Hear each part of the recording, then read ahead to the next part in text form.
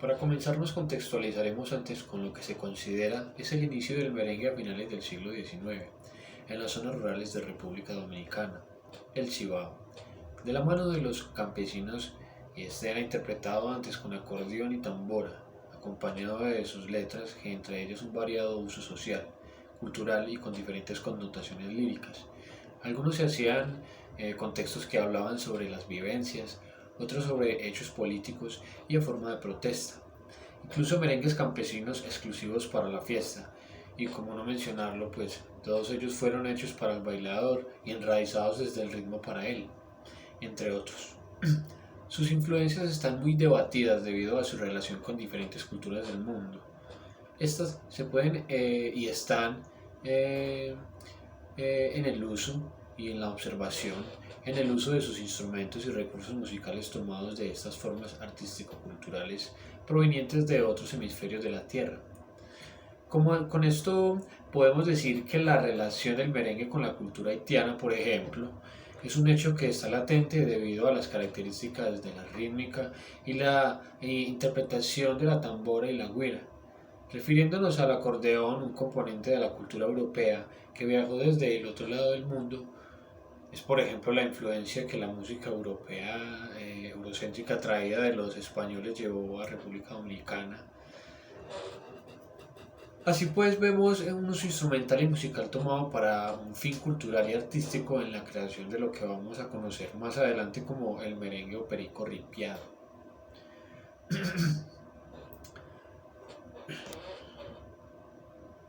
Cuando mencionamos a Haití y su influencia con el ritmo del merengue, hacíamos énfasis en su relación debido a la ocupación prolongada de muchos esclavos haitianos en el país, y no solo esclavos, estamos hablando de una completa emigración de haitianos en el territorio de aquí sudamericano, que pues, los ocupó por mucho tiempo, y pues que también trajeron los españoles, como habíamos dicho.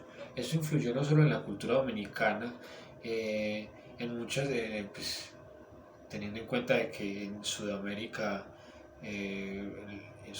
y en toda América la traída de esclavos fue muy grande.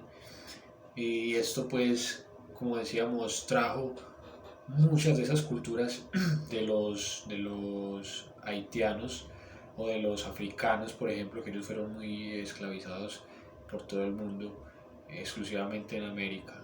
Entonces se llevaron todas sus creencias. Entonces no es casual decir que la relación del ritmo merengue, que es un ritmo haitiano, que es patrimonio cultural e inmaterial de Haití, no es tan descabellado, ya que hasta los mismos haitianos, desde que se abolió la esclavitud de la República Dominicana, ellos ocuparon antes y durante y después una parte del territorio, lo que permitió que se arraigaran más sus costumbres culturales y se mezclaran con las de la República Dominicana, en una forma de mestizaje cultural.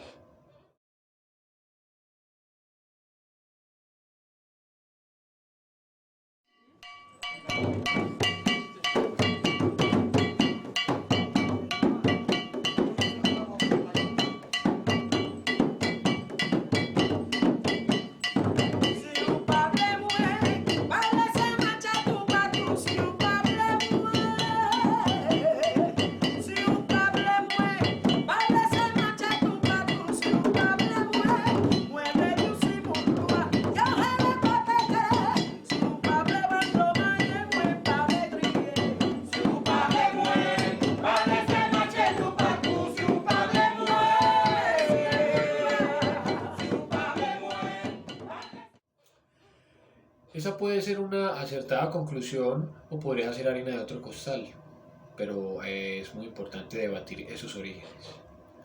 Lo que acá nos compete es que en la República Dominicana de finales del siglo XIX se empezó a generar este movimiento cultural desde los campos del Cibao.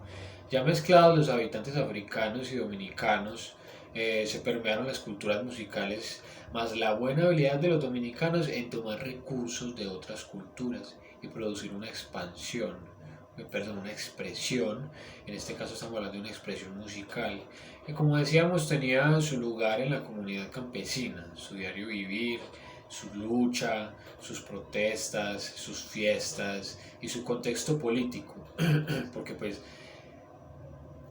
refiriéndonos ya otra vez al merengue, vemos lo mismo. El merengue fue hecho para eso.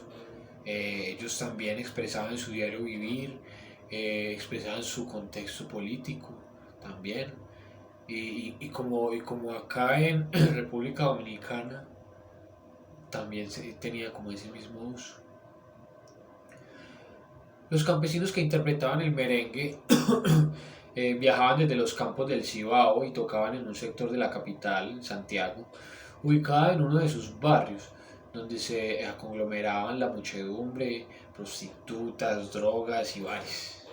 Muchos circundaban estos bares para escuchar el ritmo campesino que pues, hacía mover a la gente rápidamente.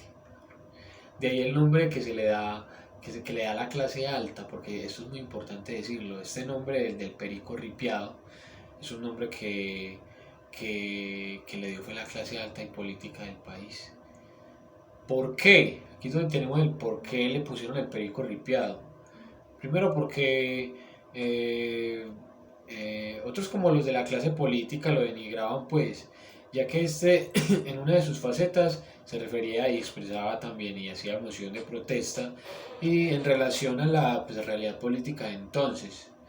Los de la clase alta lo rechazaban pues por ser vulgar a su percepción pues. Acabo entonces con eso, con el por qué la clase alta le puso ese nombre al perico ripiado al merengue en esos tiempos. Básicamente fue un apodo vulgar que se le puso porque precisamente es como, imagínate el perico, estamos hablando del verdad, del perico, de la droga. Y la forma en la que se tocaba el perico campesino, el perico ripiado rápido, es una forma de merengue rápido. Y la forma de bailar también tiene sus pasos sencillos, pero son pasos rápidos y la música es muy rápida, como tal la percusión. Por eso vemos esa influencia de lo que es la forma de la percusión y la forma en la que se tocan los ritmos en Haití. Con esto que acabamos de mencionar podemos reflexionar sobre las circunstancias en las que se empieza a conocer el merengue o perico ripiado en el país a finales del siglo XIX, de por sí reprimido desde el comienzo, por lo cual este era pues interpretado más que todo en las zonas rurales del país, en los campesinos pues en su vida cotidiana, afianzándose a la cultura del pueblo y separándose como una parte de otra clase social. Aún así, este seguía una línea paralela con los acontecimientos políticos y contexto de la época, arraigándose aún más al pueblo, por lo que toma el lugar de un símbolo para ellos, uno que en ese momento no tenía su debido reconocimiento, pero empezaba a ser más escuchado por los habitantes de la capital en Santiago de los Caballeros, a comienzos del siglo XX por medio de grupos campesinos que viajaban en los siguientes 30 años hasta 1930. Entonces aquí es donde tenemos una constante, pues desde que, digamos, inicia como este movimiento cultural, imagínense a finales de 1850 en adelante, siempre ha sido como, siempre fue hasta el 1930 y hasta el 1961, siempre fue muy denigrado, siempre fue muy prohibido, ha sido un país azotado por las dictaduras fuertes. Entonces, digámoslo así que, digámoslo a ver, este ritmo, el merengue, ha sido como que de mucha resistencia dentro de la cultura musical de la República Dominicana. Ha sido de resistencia porque ha sobrepasado esos obstáculos que ha tenido a través de la historia cultural, sociopolítica. Y fíjate, ha pasado estamos hablando de la época en la que República Dominicana se independizó de los haitianos. Estamos hablando desde el 1800. En el año 1930 se posesiona como presidente de la República Dominicana a Rafael Leónidas Trujillo Molina, quien tomó una dictadura de 31 años hasta 1961. Aprovechándose de que el país estaba mal en aspectos políticos, económicos, estaba en problemas de infraestructura, tenían deudas internacionales, inclusive hasta una tormenta tropical los había azotado durísimo y pues acabó con la poca infraestructura que tenía pues el país. Así fue como él empezó pues como esa carrera larga en todo esa carrera no, digamos lo que ahí fue como empezó él ya su monopolio, empezó su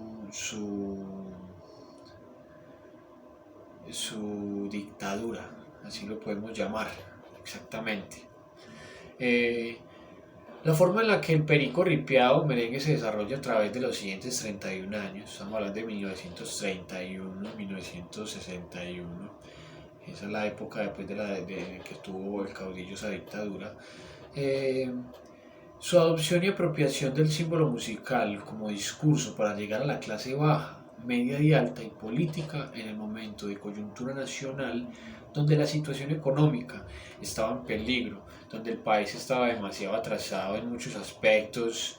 Esto nos demuestra cómo los elementos culturales de un territorio o comunidad son tomados y usados como un discurso nacionalista, propaganda política o parte de un movimiento nacionalista que busca tener más simpatizantes, en este caso, valiéndose de la manipulación, mestización y apropiación de símbolos musicales y culturales para un fin. Tras un recorrido de 31 años, el merengue se fue transformando para que pudiese llegar a una mayor aprobación de las clases altas, políticas y bajas, lo que reprimió y victimizó el símbolo musical de la nación, y en la dictadura del general Trujillo fue el arma, fue como ese mecanismo que utilizó él para fomentar su imagen y cómo no decirlo también, que también lo vamos a hablar, modernizar también el estilo musical y hacerlo reconocer a nivel, digamos, lo más global. En la primera mitad del siglo XX, 1930 en adelante, el desarrollo del merengue o perico ripiado, desde su forma tradicional, con tambora, guira y acordeón, se transforma con miras a volverlo más moderno. El general Trujillo se vale de la contratación de intelectuales, músicos, compositores e instrumentistas para tomar este merengue típico del Cibao que ya conocíamos y transformarlo a uno más moderno. Compositores como Luis Alberti realizaron orquestaciones en forma de big band con componentes de jazz, influencia del estilo norteamericano. El objetivo pues de modernizar el género y colocarle más componentes de la música de otras culturas para que sonara más estilizado a oídos de las clases altas del país. Además de esto, uno de los cambios fueron las letras de las nuevas canciones, ya que fueron siempre manipuladas y auspiciadas por la misma dictadura. ¿Sí o no? ¿A qué me refiero con esto? A que, digamos, ellos pagaban a los grupos que habían para que hicieran canciones de merengue alusivas a ellos, a la dictadura de ellos. ¿Sí o no? Lo que pretendía el caudillo con la apropiación del símbolo músico-cultural de los campesinos era obtener más simpatizantes en la república, por una parte para con las clases bajas, altas, políticas. Por otra parte, por medio de hacer un discurso político que, aparte de estar tomado de un símbolo cultural tradicional, que era algo muy utilizado por los movimientos nacionalistas en el mundo, está siendo transformado, pero también reprimido y victimizado por la apropiación del ritmo durante todo este mandato y esta dictadura cruda de 31 años. Ya que con esta herramienta lo que terminó siendo el caudillo fue transformándolo en una propaganda para el nombre de él y su dictadura. Entonces, ahí donde yo, como decíamos, estas herramientas de tomar estos símbolos del territorio y volverlos nacionales como un movimiento, es algo que es un estilo eurocéntrico que se estuvo permeando por todo el mundo en épocas de independización, en donde retomaban esos valores después de la Revolución Francesa, que los derechos y todo eso se expandió por todo el mundo, todos esos ideales, y ahí es donde tenemos pues, en este caso una apropiación de este símbolo. ¿Cómo fue que Trujillo en su dictadura se apropió de ese símbolo musical, el merengue, de la manera en la que lo hizo? Hablábamos de que él había auspiciado y había contratado personas para promover un desarrollo en el estilo musical.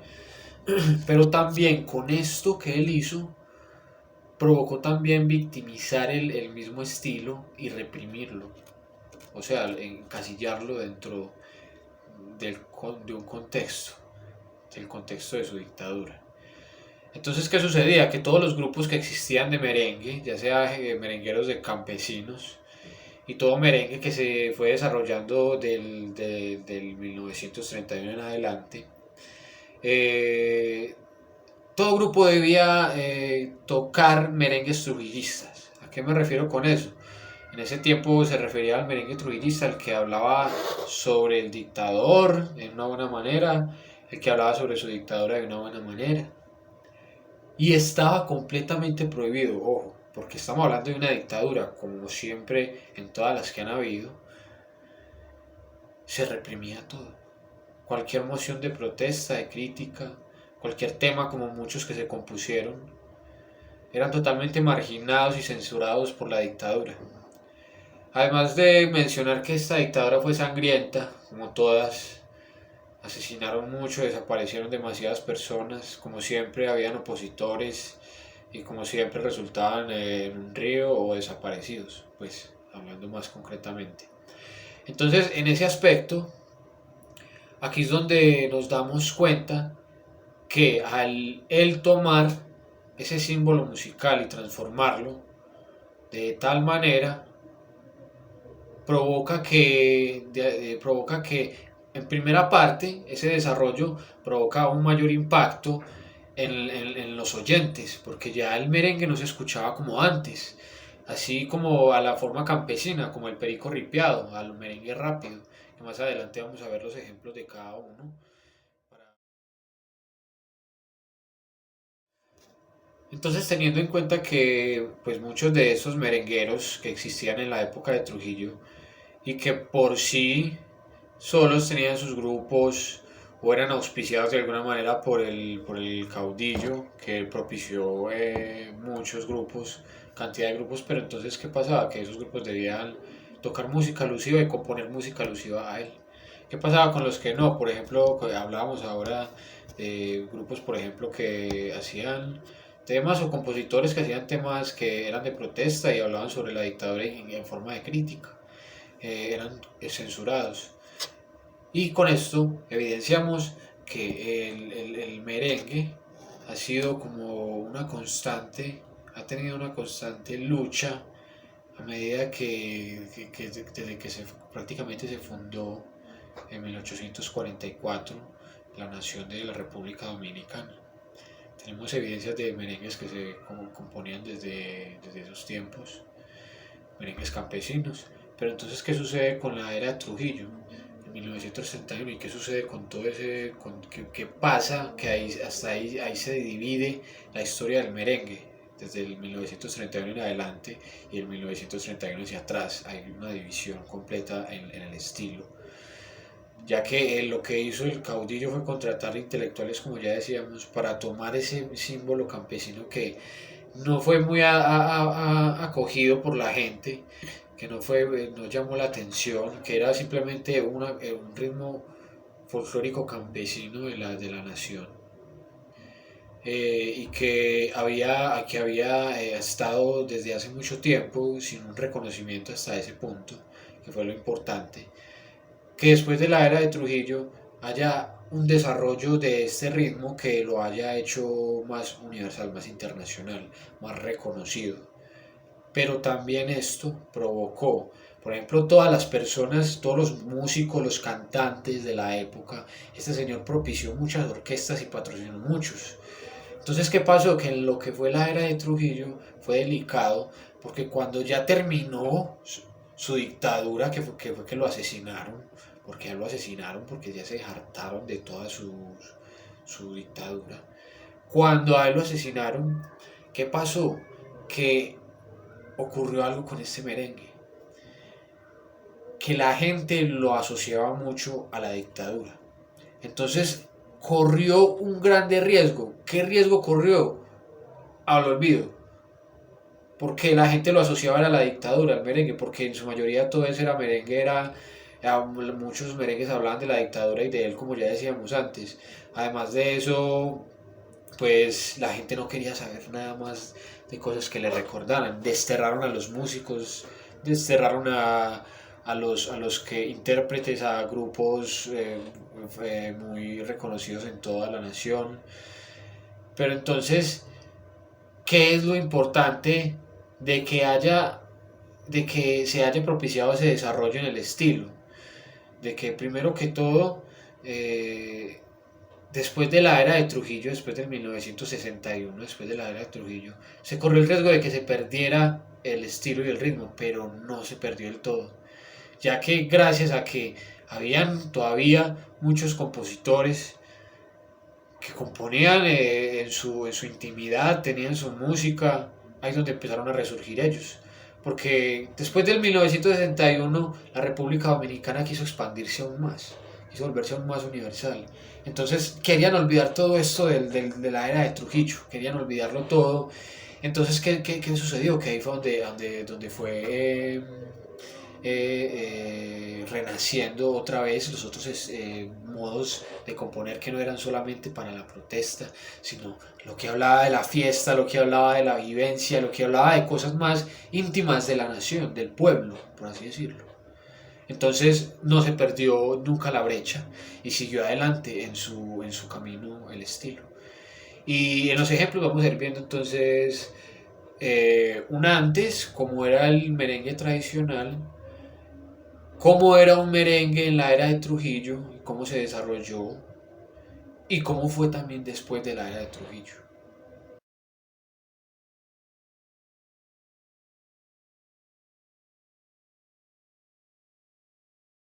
Así que para que lo disfrutes esto que dice así.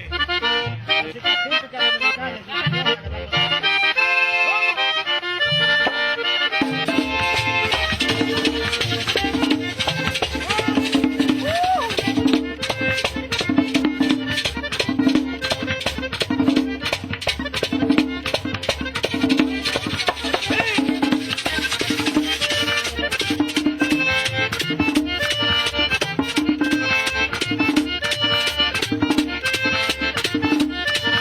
Ahí llegó una vista que dura.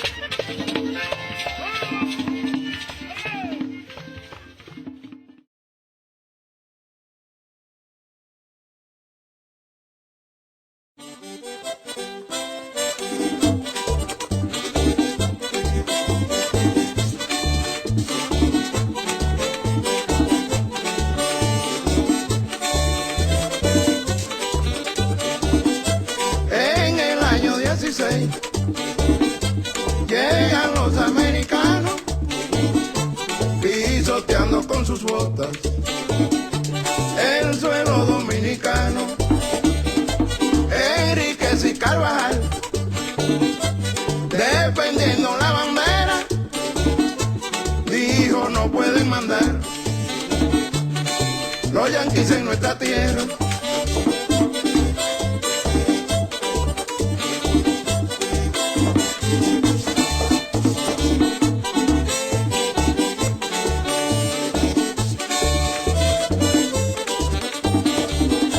En el año 16 llegan los americanos pisoteando con sus botas el suelo dominicano. Enríquez y Carvajal defendiendo la bandera dijo no pueden mandar los yanquis en nuestra tierra.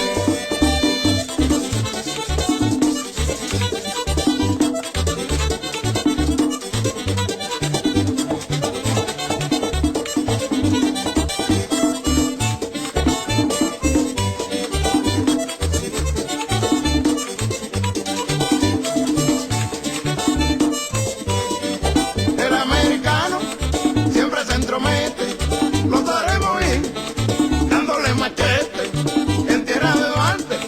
No pueden mandar los americanos, dijo Carvajal.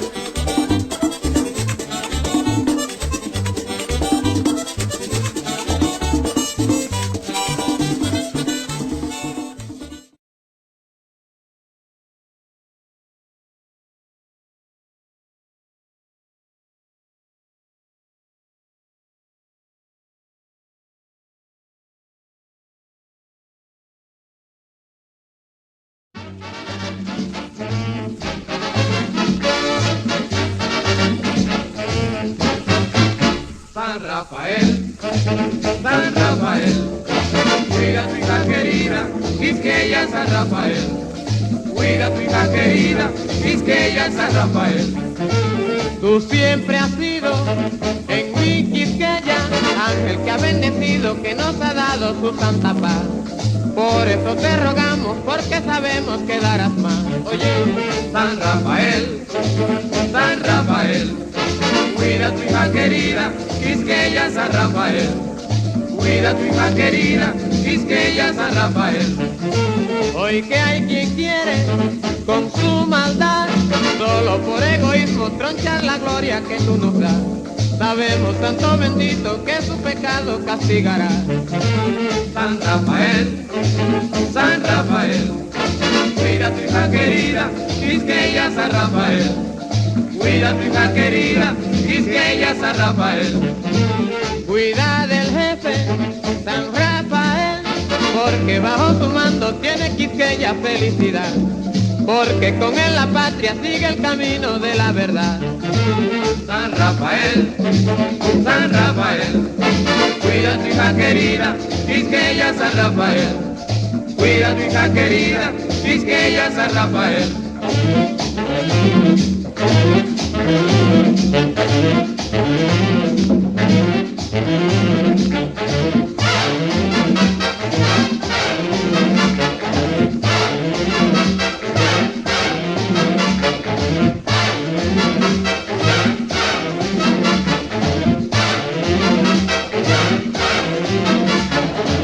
San Rafael, San Rafael, cuida tu hija querida, Quisqueya San Rafael, cuida tu hija querida, Quisqueya San Rafael. Cuida del jefe, San Rafael, porque bajo su mando tiene Quisqueya felicidad. Porque con él la patria sigue el camino de la verdad. San Rafael, San Rafael, cuida tu hija querida, Quisqueya San Rafael, cuida tu hija querida, Quisqueya San Rafael.